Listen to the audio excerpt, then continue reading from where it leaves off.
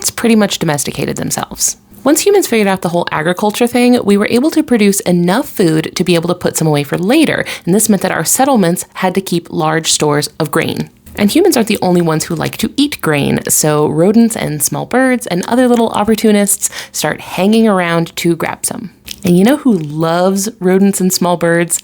Cats. So cats start hanging around human settlements to take advantage of all that prey scurrying around, which benefits the humans too because it helps cut down on the rodents and the birds taking our food and damaging our structures. So over time, cats and humans develop a relationship of mutualistic symbiosis, which means that both are gaining something from the other.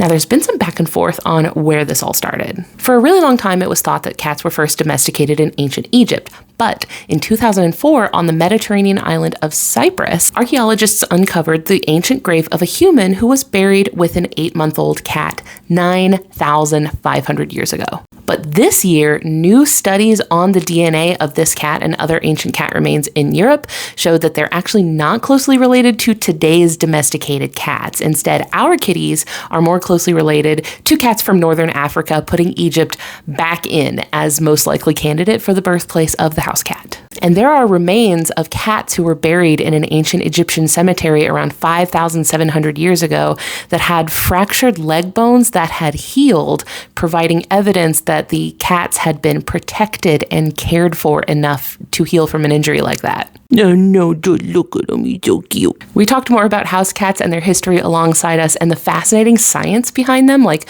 why their eyes glow at night and how they cheat the laws of physics to land on their feet. It's all in this episode of my podcast with special guest Stephen Ray Morris. So go check this out and follow me if you want to learn more about animals.